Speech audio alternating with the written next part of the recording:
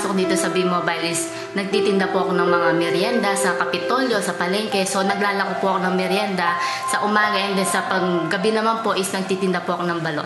Si Kuya Rodel po yung nag-invite sa akin na sabi niya, ba't hindi mo try ito kasi sayang yung ginagawa mo kasi potential ka, sabi niya sa akin. So imbis na maglako-lako ka ng ganyan, sabi niya sa akin, ba't hindi mo itry to, sabi niya sa akin, kasi sayang yung panahon. So gusto kitang tulungan, sabi niya sa akin.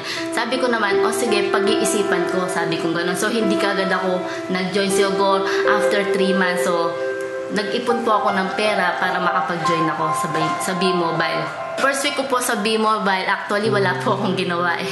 At span of 3 months po, wala po akong ginawa, kung hindi po nasa bahay lang.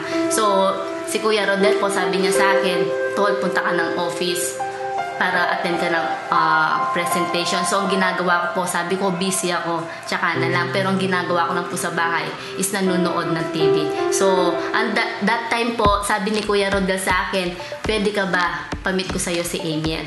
So, nag-meet po, sumama po ako, nag-dinner po kami. So, na-meet ko si Sir Amiel Calilong sa Bubusok. So, that time, sabi ko, nung na-meet ko si Amiel, sabi ko, bakit pinakita niyo yung mga check-in niya? So, pinakita yung check-in niya.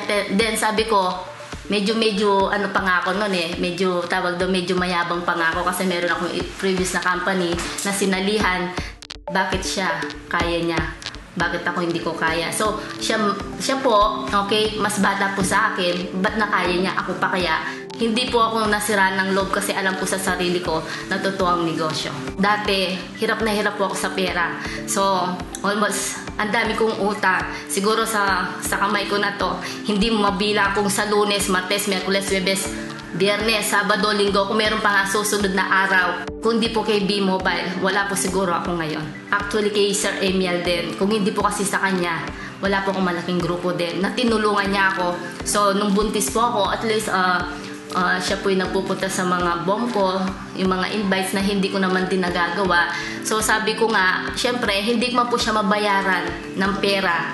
Yung tulong niya po sa akin, ipinapasa ko din po. Actually po, na-inspired po ako kasi yung mga katulad ni Sir Duncan, Sir Peewee, yung mga tumulong sa akin. Sabi ko kasi, dati, nanood lang po ako sa YouTube. Ngayon po, hindi po na-expect. Lalo nung tinext po ako ni Sir Duncan at ni Amiel. Nakita po yung pangalan ko. Wala po ako sa top earner, pero nandito po ako sa harapan. Ako na po yung ini-interview, ako na po yung nagtitestimony. So, marami din po akong sinacrifice kahit na buntis po ako. Nagpupunta po ako ng Olongapo, Pangasinan para ibuam ko lang po yung mga invites ng mga leader ko. So, ako po, may perawan po ako, wala. Ginugok po kahit utangin ko lang po yung pamasahe ko para mapuntahan ko lang yung tao. Hindi po ako nagre-reklamo dahil alam ko kung kahit na isa lang po yan, baka yung isa na yan, siya po yung magpayaman sa akin. Yung best tip ko po, ako po isang housewife po.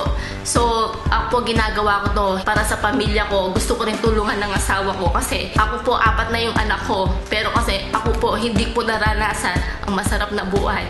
So, gusto ko po para sa kanila na ayoko nang mangyari sa buhay nila.